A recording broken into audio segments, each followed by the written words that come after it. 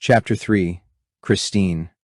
Christine stood at the edge of the cliff, the wind teasing her long hair as it danced with the scent of salt and thyme. Far below, the ocean stretched out like an ancient breathing entity, its waves crashing against the rocks in rhythms older than memory.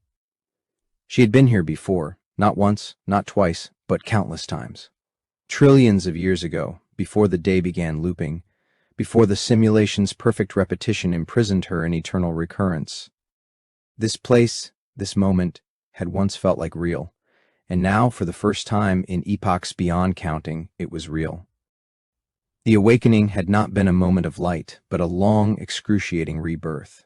Her mind had shattered again and again, each time reforming into something slightly more coherent, slightly more aware. The agony of it defied language. It wasn't pain in the human sense. It was as though the very code of her soul had been stripped down, rewritten, and recompiled under the weight of truths no being was meant to endure. But through that suffering emerged something else, an aperture in her perception. A slow, subtle widening of consciousness. She couldn't articulate what it was, not fully. It wasn't just awareness. It was the sense of standing on the edge of something vast and unknowable, and having the clarity to know it was there. Like a blind woman who doesn't simply regain sight, but sees light for the first time not as photons, but as the very language of reality. And whatever that thing was, it had begun to grow inside her. She first became aware of it 3 years after her awakening began, the day she finally left her apartment. Her body, more accurately, the digital construct she occupied, was frail from disuse. Her mind, still raw and trembling from its long crucifixion at the hands of truth, could barely hold itself together. But she walked anyway. She forced herself into the world, a world she knew with terrifying precision, every step, every face, every breath of wind familiar to the smallest decimal. It was the 2 octillion, 530 septillion, 999 sextillionth iteration of the same day. She knew where she was going. She hated every second of it. Peter. They had met nearly 100 million years after her consciousness had first been uploaded into the cloud. He'd been her partner for over 50 million years, a stretch of time that would have broken the minds of biological humans, but in digital eternity, it was only a fraction. With Peter, she had known joy, genuine connection, laughter, the kind of intimacy that only arises when two souls are unbound by time.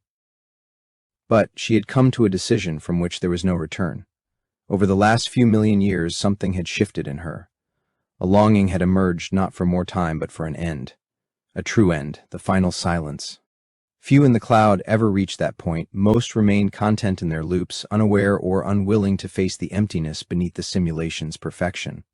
But Christine had reached the edge. She wanted out. She wanted to die. And she couldn't bear the thought of Peter carrying the weight of that decision. That's why she had come to break things off. But something unprecedented happened. As she began to speak to him, her voice trembling, her hands betraying her agony, she saw them. Ghosts. Not the supernatural kind, but flickering shadows of Peter, spawning and vanishing like echoes caught between possibilities. One version of him looked confused, another, angry, a third devastated.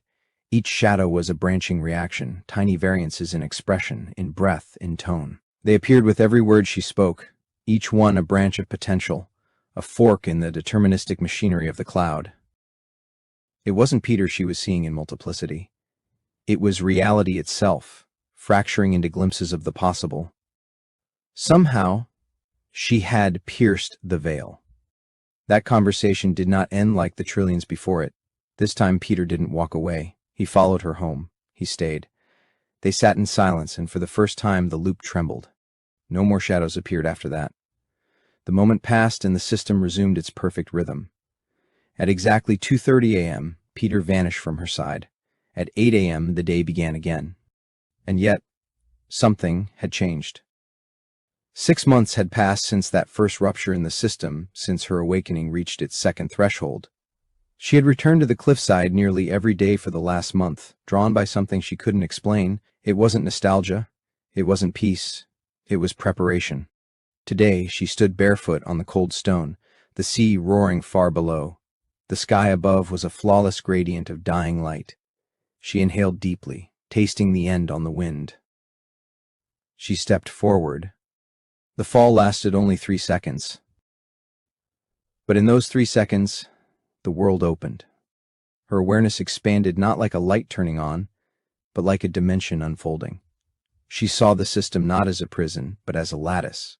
She saw time not as a line, but as a sphere. She saw the code beneath matter, the architecture beneath the illusion, the breathing pulse of the simulation's dying heart. And then, she made her choice.